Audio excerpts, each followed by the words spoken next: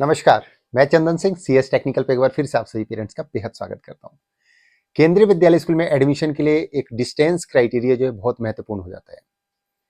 तो आज की इस वीडियो में आपको बताऊंगा कि किसके लिए 5 किलोमीटर डिस्टेंस जरूरी है और किसके लिए 8 किलोमीटर डिस्टेंस जरूरी है और साथ ही साथ किसके लिए डिस्टेंस जरूरी नहीं है। इसी टॉपिक पे हम बात करेंगे। वीडियो अच्छा लगे तो प्लीज सीएस टेक्निकल को सब्सक्राइब कीजिएगा और ज्यादा से ज्यादा शेयर कीजिएगा। ठीक है, तो देखिए दोस्तों, केंद्रीय विद्यालय स्कूल में एक डिस्टेंस ऐसा है जो कि बहुत महत्वपूर्ण हो जाता है, क्योंकि अगर आप गलत डिस्टेंस को सेलेक्ट कर लेते हैं रजिस्ट्रेशन के टाइम पर, चाहे वो बालवाटिका 1 to 3 की बात करें या बालवाटिका क्लास 1 से लेकर के 12 तक की बात करें, तो इन सब के लिए अगर आप डिस्टेंस सही से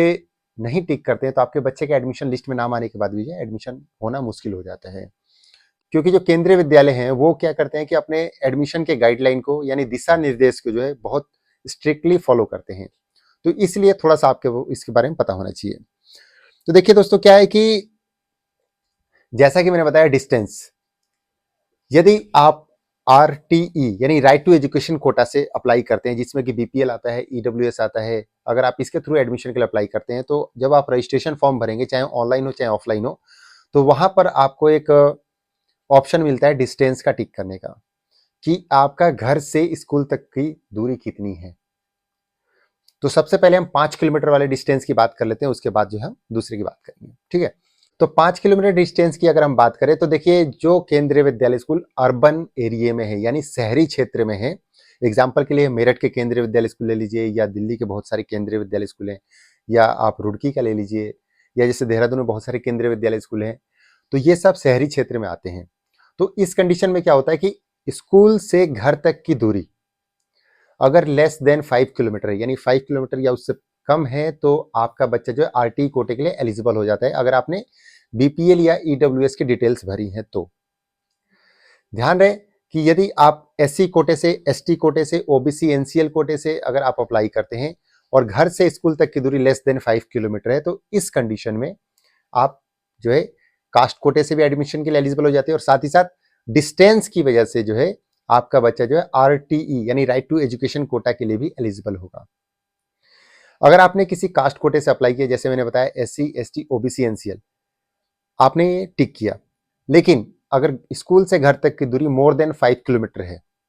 तो इस कंडीशन में आप जो है कास्ट कोटे के लिए तो एलिजिबल होंगे, लेकिन आप आरटीई कोटे के लिए एलिजिबल नहीं होंगे।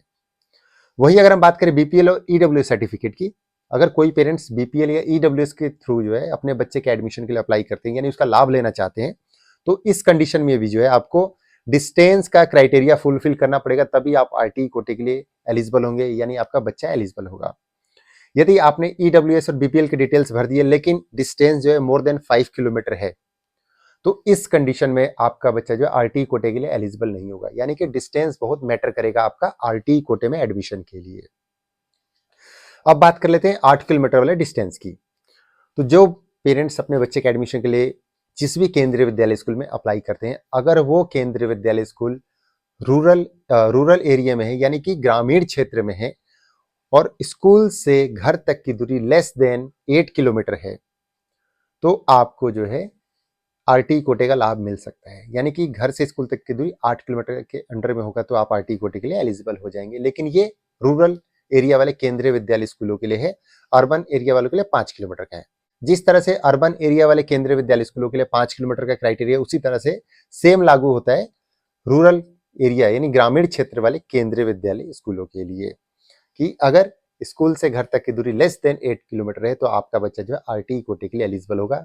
मोर देन 8 किलोमीटर होगा तो आपका बच्चा एलिजिबल नहीं होगा। तो यहाँ पर दोनों चीजें क्लियर होगी, कौन से विद्यालय में 5 किलोमीटर का चलेगा और कौन से विद्यालय में जो है 8 किलोमीटर का चलेगा। तो अब आपका सवाल होगा कि आप कैसे पहचाने कि कौन से विद्यालय जो है रूरल एरिया का है, कौन सा विद्यालय केंद्रीय विद्यालय स्कूल का है। तो इसके लिए आपको कुछ नहीं करना है, जब आप अपने बच्चे के एडमिशन के लिए जब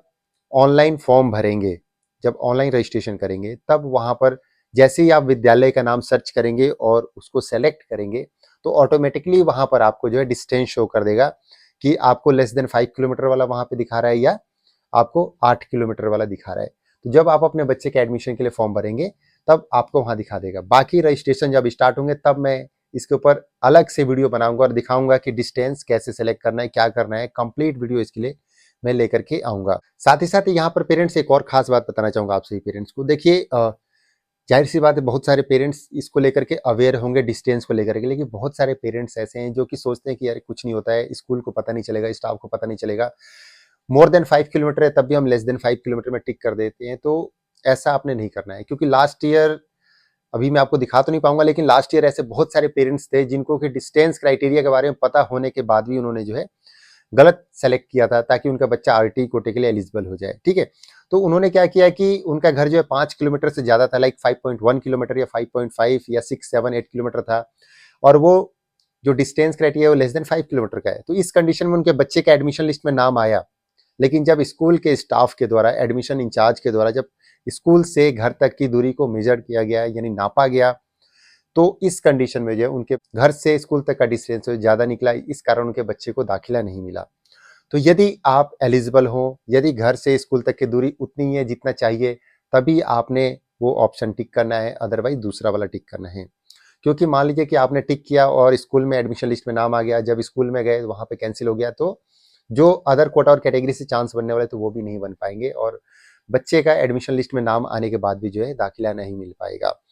तो ये छोटी छोटी बातें जो आपने ध्यान रखनी है। यहाँ पे कॉन्सेप्ट क्लियर हुआ